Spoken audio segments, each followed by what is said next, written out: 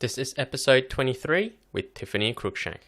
So let's go, I'll follow, wherever you go, 'cause Hi everyone, welcome to another episode of the Inventions Show, a podcast about all things invention and reinvention, where entrepreneurs, influencers, and experts in their field today share their story of triumphs and challenges in both life and business.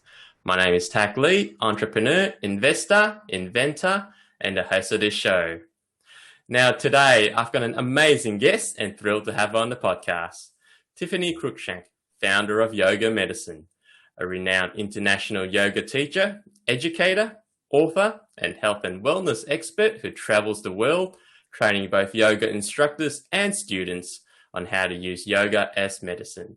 It's just simply incredible how she brings it all together. So without further ado, welcome to the show, Tiffany, and thanks so much for being with us. Thanks for having me. You're welcome. Now, the first thing I like to ask all my guests, for those who are not too familiar with yourself, is can you please give us a background into your window and what was your first job? Well, I guess the short summary of my background is I had my undergrad in medicinal plant biology, pre-med, and then I went on and did my 4 years of Chinese medicine after that. And then I took on a specialty in sports medicine and orthopedics, and that's kind of it's been my primary specialty ever since for the past 16 plus years of seeing patients. My first job, I was thinking about this earlier actually, because I think the older we get, the harder it is to remember the timeline of our story. But around 14, I think even before 14, I was helping out a lot at my mom's homeless shelter. She ran a homeless shelter for a long time when I was growing up, until she retired. And I worked there. I was babysitting when I was probably 11 or 12. Who knows how old I was then. And then my first real job that I applied for was at Paradise Bakery. I was very excited to have a formal job. And then I went back to doing more admin work at my mom's homeless shelter later on. Cool. But that's pretty much the only jobs I've had other than working for myself and teaching yoga and seeing patients. So that's awesome. That's awesome. Now, Tiffany, can you please tell us, your start of the journey and, whether it be fact or fiction? I read somewhere that, you were, let's say, a troublemaker in your younger days. So how did you get into holistic health and wellness? You read correctly. I was definitely a troublemaker. I think, like many teenagers, I was struggling and searching for some kind of meaning and also probably comfort in my own body with all of the fluctuating hormones. And when I was 14, my parents sent me off on a wilderness program, and it changed my life. And I think one of the coolest things about it was not just learning how to survive and the empowerment of that, but there was also an herbalist who was there, and he would take me out on plant walks. He was so excited because I don't think anyone else was really interested in what he was teaching. And I was so excited. And for me, it was really about this opening to learning how to use my environment as medicine. And I remember coming home and my bookshelves were now filled with herbs I collected and potions I made. For me, yoga was very similar. I found yoga at a very similar time soon after I got home. And for me, yoga at that time was about being comfortable in my own skin. At 14, there's so much happening. And yoga was like my owner's manual for my body. And so I became really eager to learn and find out more about so much of holistic medicine. I actually went off to college when I was 16. I finished up high school quickly because I was just bored with it. Wow. And, and so I've taught yoga ever since. I actually apprenticed with a Zen monk who was also an acupuncturist when I was in college and fell in love with traditional Chinese medicine. It made sense of so much of the body to me. And it felt like, all of these symptoms that we were looking at and working with were really part of an interconnected whole and looking at working with the body as a whole. So that was kind of the beginning for me, I guess. Yeah, no, that's fascinating. At 14 years old. Awesome. Now, I find yoga medicine, fascinating and how you've been able to bridge basically the gap between yoga and medical systems. Now, as you mentioned, you have a background in acupuncture, Chinese medicine, and orthopedics, so on the medical side of things. I'm curious, how and when did you decide to interweave yoga and medicine? I mean, how did that come about? Well, when I first graduated and started seeing patients, when I first Mm. started graduated from Chinese medicine school, a lot of my patients were actually yoga students. Coincidentally, Okay. Yep. Yep. I was teaching a lot of yoga classes. And what I found really quickly was that my patients who were yoga students got better a lot quicker than my patients who were not. And so I started adding in what I called were yoga prescriptions, which often was just one or two poses usually, Mm-hmm. but things to give my patients to do on their own, which has always been so important to me as a healthcare provider. And really kind of infusing yoga with what I did as a way to give resources to my patients. I actually opened up my first clinic like the day I got my license, the athlete's point, and then I had the opportunity to go and work with a brilliant healthcare provider, MD at Frank Lippmann in New York City, and saw all sorts of celebrities and professional Mm-hmm. athletes. And then I had such a really great opportunity early on to come back to Portland actually and work at the Nike headquarters and build their Chinese medicine program and teach their yoga for athletes there. And I think Wow. all the while I've always loved seeing patients, but for Mm-hmm. me, what I loved about yoga was that I could help so many people. And as a healthcare provider, we take on all of the weight of helping people. And for me, being able to provide them with tools to be their own best advocate was such a important thing to me, not just for their own health and benefit, but also Mm-hmm. for myself too, so that they Yep. could be really proactive members of their healthcare. So I really felt drawn to more, and I guess needed more in the yoga realm, and Mm-hmm. kind of shifted to really training teachers to work in that realm and really understand their students from a deeper awareness or understanding Yep. of the body. And A it's true, funny too. yeah. My parents always thought that I was like yoga was not my real job. What is the real job? And I actually I remember early on promising myself that I would never do it for money. Mm-hmm. And it's funny because now I went through so many years of about 15 years of seeing patients full time, 60 plus patients a week, which is a lot for an acupuncturist. Yeah. Um, and where it was really my full time income. And then Uh-huh. now shifting more over the past 5 or 10 years, I guess it is, but of really actually doing mostly just yoga. I still see patients, but not Mm-hmm. Mm-hmm. often. But No, I would say to answer fascinating. your question, I think for me, it's, yoga's been such an important tool for me and my health, as well Yep. as with my patients, that it was just an inevitable to bring them together, because I think they're just slightly different tools in our tool belt. And for me, yoga is just wonderful because anyone can do it and you don't need a lot of stuff. Yeah, that's true. That's true. A true Yeah. innovator, I must say, Tiffany. And who would have thought Nike and Chinese medicine? You wouldn't have put those two together if you didn't mention it. That's awesome. It was really cool too, because people could, just block it out in their calendar and walk on over, and Hmm. their insurance covered it really well. So it was brilliant working within a team of other medical providers. It was such a wonderful offering. I don't know what it's like now there because it's been a Hmm. while, but it Ah, was a really cool, cool, cool. cool time. Awesome, awesome. Now, Tiffany, I want to talk about yoga medicine online. I believe it's something that can be fully customized, for students, yoga instructors, physical therapists, and healthcare providers, to further add depth and understanding to the health benefits and to their, practice itself. Can you please briefly explain what's involved in yoga medicine online and how can people, participate and join? Well, let me back up just a little bit and just describe a little bit about yoga Yeah. medicine first. Mm-hmm. And just say yoga medicine is really about the fusion of science and research with traditional yoga practices. And there's so many other forms of yoga that are either kind of way too far out there Yes. or Yeah. so kind of whitewashed and cookie cutter that it's hard to find, and there's so many brilliant styles of yoga. That's not to downplay how great I think every style and form of yoga is and has something to offer.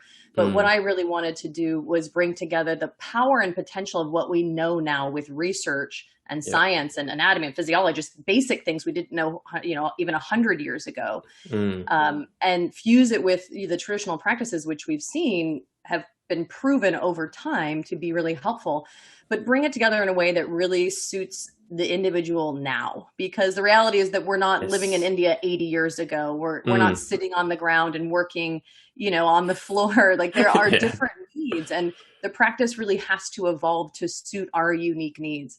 And I think it's a really brilliant place when we can be informed by both Eastern and Western modalities to use yoga as a foundation for our health and wellness. Because for me, yoga, the very basic premise of yoga is a body awareness.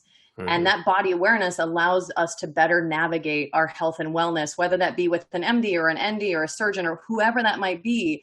If I can give better information, it can help with the outcomes too. I can see more clearly. And it's also one of the things that challenges yoga and research too, is that it also tends to instigate lifestyle changes. I want people to want to eat better, not to force themselves to eat better. There's all these lifestyle changes that happen. And so yoga medicine was really about it being really inclusive and adaptable for a lot of different people, but also being able to individualize it, which really required training our teachers much more deeply. The average teacher usually has about 200 hours of training, and most of our teachers, we have 1,000+ hours. Wow. And so it's almost on par with a lot of therapist trainings. And our faculty is really a mix of healthcare providers, from surgeons to, we have an anesthesiologist and an ER doc, and we have PTs and PhDs and scientists, and a lot of yoga teachers who have deep subject matter expertise. So our job with yoga medicine is really to provide a resource of highly trained teachers with a deeper understanding of the body to serve the medical communities and to offer those partnerships to be of service to the people who need it most, not to take over their healthcare, not to be their healthcare at all, but really to be an adjunct to the healthcare that they're getting. So for me, from that, Yoga Medicine Online was an extension. It's the first platform that I've created that is a direct access point for students, because everything we've offered before is really more for teachers.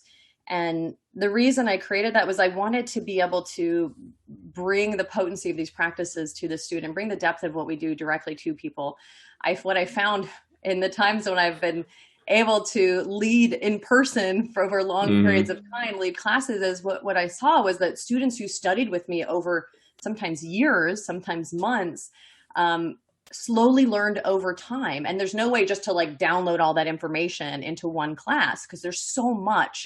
There's so much to share. And so what I wanted to do was empower students both through learning and education. So I know how important it is as a human to come to my yoga mat and actually want to get the experience, not be in my head all the time. I don't want to just be learning. But we have classes for them to feel it. We have short lectures and research links for the learning so that people can go and dig in when they want to. But the idea is that you can learn over time. So, understanding pain and movement and the importance of fascial health and the nervous system and stress resilience. And I know myself, I'm constantly learning and digging in and experimenting. So I just love being able to share that. And our focus really is just purposeful practices with outcome oriented. And another thing that I think is really cool about this platform is that we have the U.S. Department of Health guidelines, has guidelines they put out, they go over, they dig through this huge amount of research and come up every few years with their recommendations to help limit chronic diseases and cancer and brain health and whatnot. And so we follow really closely on their guidelines for movement and strength. And then we add in things like connective tissue health and mental health and health of your organs and your sleep and quality of life. And so each week you can plug and play and get a little bit of everything to look at this 3-dimensional health, which is so important. That doesn't have to be long practices, the frequency over duration. I'm such a huge proponent of, and not a fan of the dogma and the cookie cutter approach, but really the curiosity and the inquiry to support all the different facets of our health, which I I believe is sometimes missed in the yoga. We have a lot of, focus on the physical or a lot on the subtle or a lot on this, but it's hard to get, there's so many great get the pose right. Yeah. Like what good is the pose if I don't feel better? Like who cares if you do a pose well? Fascinating. And for those interested in yoga medicine online, Tiffany's got a special for you a bit later. So now, Tiffany, how important is it to set time for yourself to reconnect? Is there like a, let's say, 10-minute practice or routine that people can do? Do you have any tips? I think it's so important. And I think, we talk about this a lot in the media these days about how important it is to reconnect, to revitalize those moments during the day. I even have to remind myself, I get caught up in work mode. I think we all do. My husband is actually the real entrepreneur. He works in tech startups, and we have to remind each other all the time.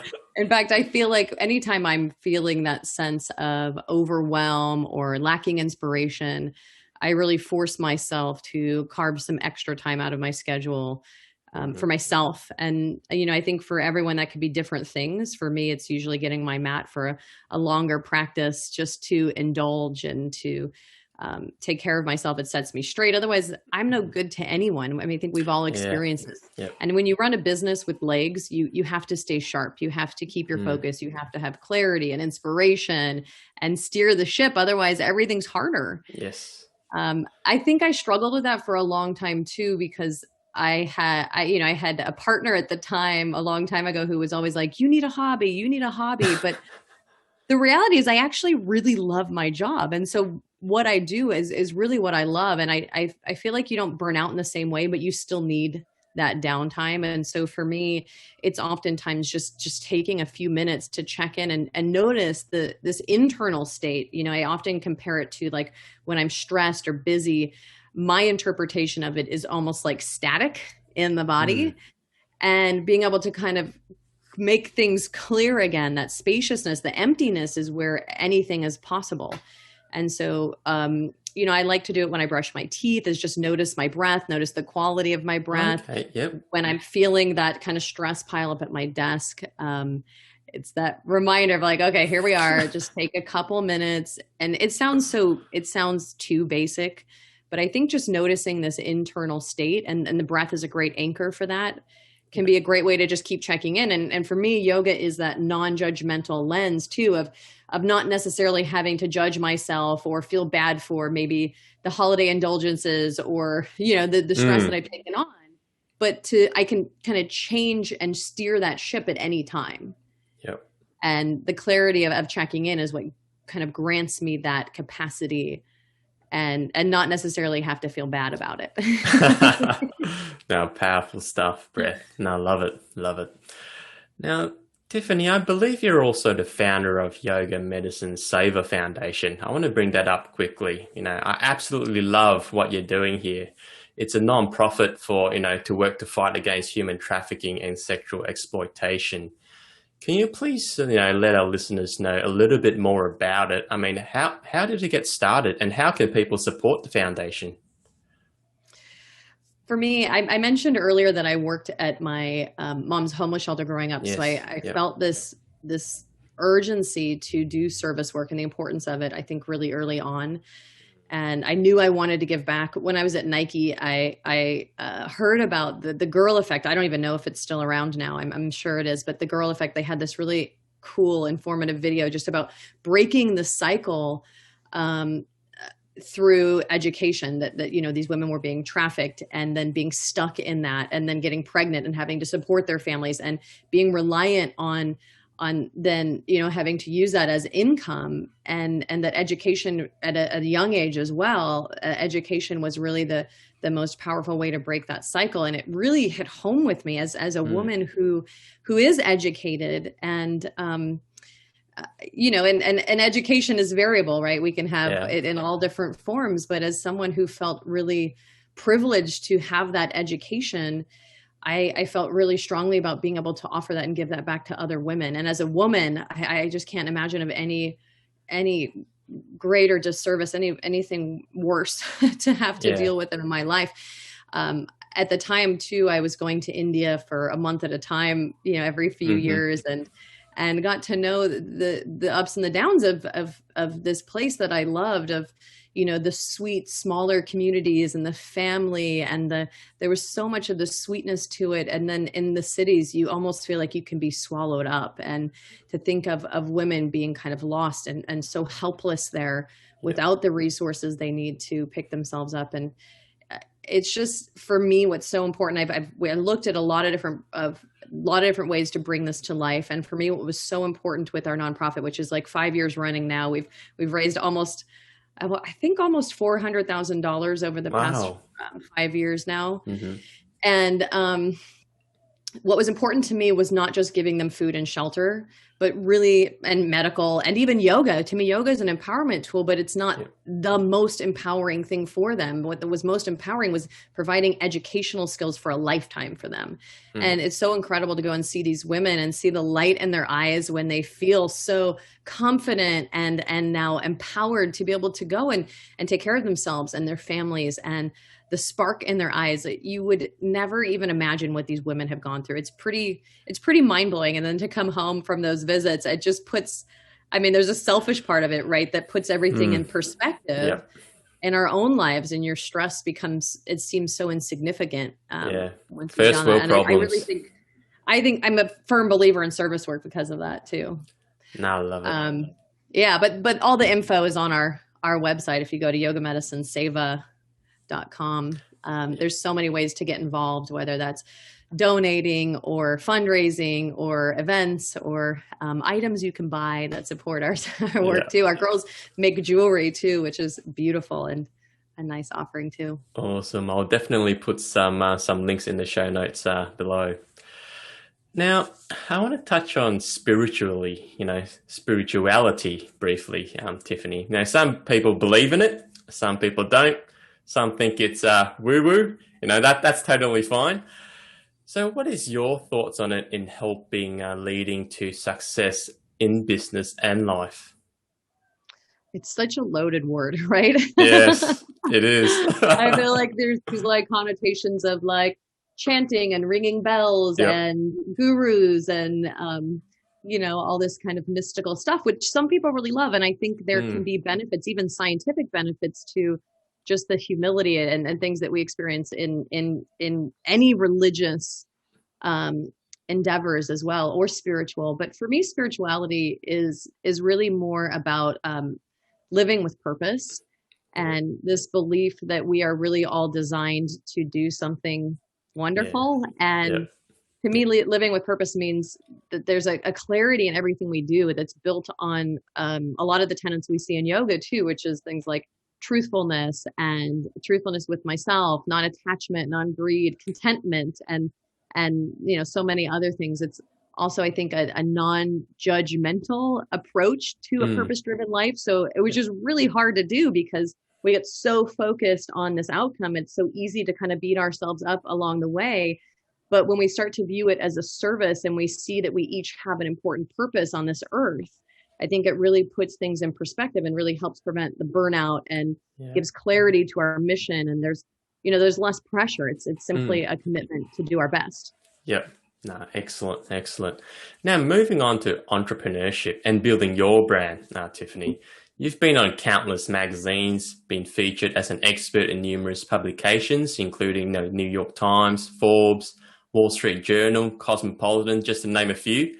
What is your process there? And did you think, when you started back in the day, you'll be where you are today, and why? Well, the short answer to that is no, absolutely not. I keep looking back, I keep a goals thing on my phone every month, and I look back over years and it's like, God, I never would have thought I'd be where I was. But, as far as our method, I think, our job really at Yoga Medicine is to find those gaps, in the yoga world, which was really to connect research and traditional practices. And I'm constantly listening and adapting and trying to see how can I serve. And I think some of the big things for me were also being focused and not trying to chase all these shiny objects. For me, it's really staying true to what's important to us and offering this tool for health and wellness to, to everyone. And I love creating resources for students and patients and ways to optimize their health and hack our biology. For me, yoga is the perfect resource because, it doesn't require anything. Yeah, that's true. It's our ability just to fine tune our experience. No, I love it. Love it. Now, I'm sure along your journey, Tiffany, you've had a lot of doubters and naysayers too, like a lot of people do. How do you manage that? And what advice would you have for, let's say, budding entrepreneurs?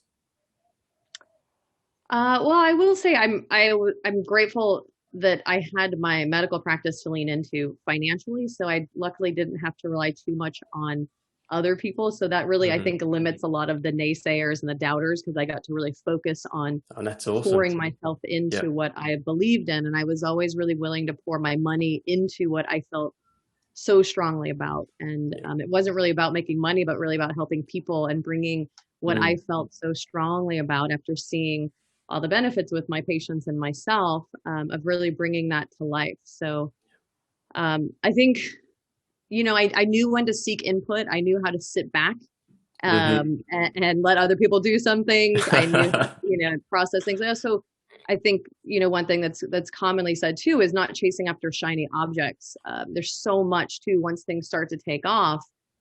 I think saying no is a really important thing. I love true. What I do, but I think also having the courage to walk away from some things like Nike. I mean, that was such a dream job for me, but at some point it didn't really allow me to explore what I thought the world really needed and not have to conform to someone else's standards. So I think staying true to what's important to you, stop trying to please everyone, but also keep finding ways to make it more accessible for all who want to be involved in what you're offering. For me, I think there's so much in yoga, but our job is really to serve the people who want to feel better, not the people who just want to do handstands all day. And that's great if people want to do that. There's a platform for them somewhere else. Yes. I don't need to please them too. But for those who want to be healthier and want to hack their life in some way and want to feel better, I want to be able to offer it to everyone who wants that.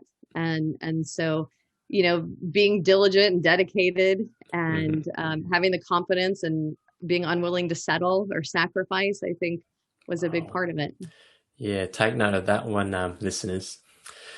Now, turning point or points, Tiffany, when you look back at your entire life, everything that you've achieved to date, is there one thing that changed everything for you, or is it more a collection of moments?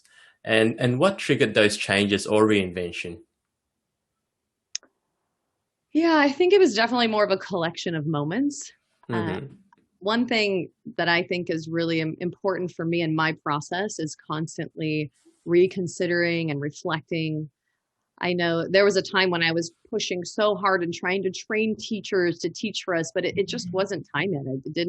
I didn't want to make just another yoga machine. I wanted to set a higher standard, a medical grade standard. So I actually took my foot off the gas and took a year or two to work really hard to train our teachers more. And then it's like things started to happen. And so I do think, listening to those signs is important and being able to go with that. And, but I don't think there was just one. That's great. A lot. No, same here. So no, totally appreciate your honesty there, Tiff. Now, can you please share what is your biggest area of growth? Definitely the business side of things. I mean, I love, for me, seeing the vision and purpose and being able to be clear on what I'm good at was easier for me and what I had to offer and what the world needed. But the actual running of the business was a lot harder. I think for me, especially with operations and balancing what I love, which is the innovation and the learning and the creativity with the operational rigor and not getting lost in the weeds. Learning to manage a team, which was never easy for me because I just wanted to be out there making things. I think that was the hardest part, and learning how to run the team, which, working with people was easy for me. It was just learning how to keep everything I don't know. I think those On the those business side. business relationships, yeah. Yeah. And then Totally understand. of course, adapting to the current state, we moved everything Yes. online, which was a huge job. And so yeah, Nah, those two. most definitely, which sort of leads me to my next question, Tiffany. In interesting times like this, unique times, what is your advice or message for our listeners? I mean, we have an audience from around the world, in 90 plus countries. What would you say is the most important thing people can do right now so they can better position themselves moving forward? I think the first thing is we have to keep finding ways to adapt and let go of our old way of seeing things, because I don't think it's ever going to be the same. And what is ever the same? I mean, if you look at What our is human normal? structure, Yes. the cellular level, it's never actually the same from moment to moment. Yep. So for me, what's really important is this triad of, and this is kind of what I'm constantly reflecting is, what is it that I really love doing? What is it that I'm really good at? And then what does the world need? And where do those things come together? And for me, that's like that, that happy place. Yeah. Yeah. And for me, that's also something that's changing constantly. So I'm constantly reflecting that, I've been in the yoga and the wellness space since I was 14 and working in it since I was 16, but it's changed so much over the years, and it's constantly rethinking things, reseeing things. And like, I really love just to sit down and hit the erase button. Like, what do I want to do? Forget about what's there now, or what's been done in the past, but what do I really want? And that, and then also, looking at it, as I mentioned before, from a place of service. When I approach it as a service, like, what does the world actually need from me? I feel like, at least for me, I can see things more clearly. So I often go in with this kind of, how can I help mentality, which is a big question for me that I'm constantly asking my patients, my students, myself. Powerful stuff. So what is your legacy, Tiffany? What do you want to be remembered for? For me, yoga medicine has always been bigger than me. I think, it's not about what I know, because I can only know a brain's worth of information. For me, yoga medicine was really about empowering and creating community of teachers and healthcare providers who can partner and support and create these really powerful tools for people around the world to support their health and wellness. We've got thousands of teachers around the world now, and a good chunk of them are actually healthcare providers and different institutions and healthcare facilities we work with, and research projects. And for me, it's really about continuing to innovate and serve both the people and the medical communities, and inspiring and empowering people to take control of their health and wellness. We have so much that we can steer in our health and wellness that doesn't require a lot of expensive tools, which is, I think, really cool about yoga. Yeah. Awesome. Just got a few more questions before we wrapped up, Tiffany. Now, if you could have a billboard with anything on it, what would it be and why?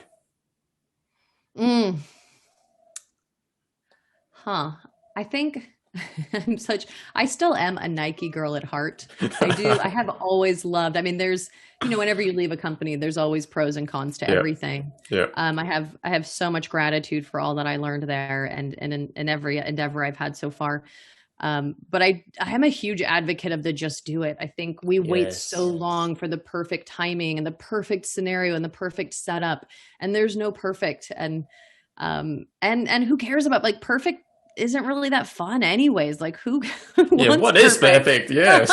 I like things a little messy. So, I'm definitely very organized, don't get me wrong, but I think now's the time. Don't wait for the perfect time. Even just the tiniest little things that you can do. And from a healthcare perspective, the small changes that we make over long periods of time are much more impactful to our health than the big things we do for a week or a month. Do it now. Make whatever, small changes you can start. Don't wait for the big stuff. Awesome message there. And, this next question now, Tiffany, I get very interesting responses. So the question is, what superpower do you wish you had and why? I don't even know if my brain can compute superpowers. I'm such a like real, tangible, here and now kind of person. But if I had to pick one, maybe like slowing down time. Could I have more time? That's a good one. I haven't had that one yet, so that's really good. That's really cool. Doctor Strange type of time. Now, totally remarkable. Worth the work towards wrapping up and super mindful of your time. Excellent shares and great insights. Really appreciate your transparency and willingness to openly share. Just have two final questions. First is, where can people find out more about yourself and yoga medicine? Yeah, it's just yogamedicine.com. And we're on pretty much all the social media as Yoga Medicine, or I'm on Instagram as Tiffany Cruikshank, which is harder to spell, but Yoga Medicine will get you there. Awesome.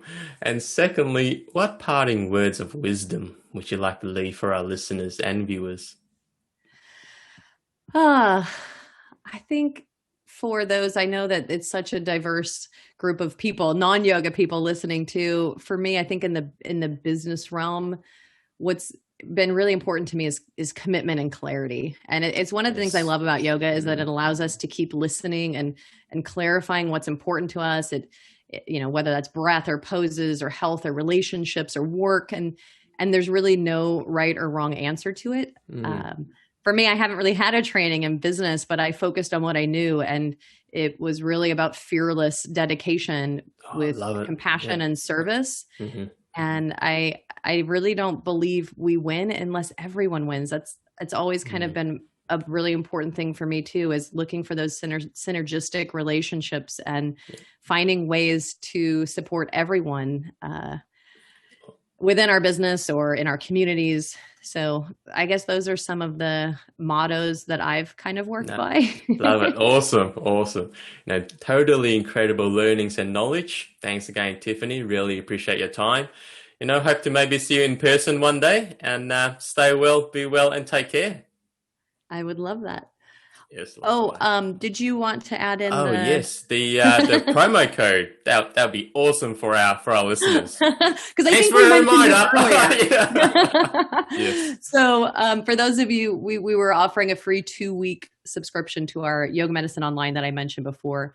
So if you go to practice.yogamedicine.com and enter the code Inventions, enter code Inventions, you'll get 2 weeks free on our online subscription. You can take as many classes as you like and experiment and have fun and learn and hopefully enjoy it. Our gift to you. Thanks so much for that, Tiffany. Okay, I hope you've enjoyed this interview. You can find me at turn-x.com and also on social media at iam.tacklee. Thanks for listening, and I'll see you in the next episode. If you're enjoying this podcast, please do make sure you subscribe and take a minute to leave us a review. Thank you. YOLO, it's our show. There's one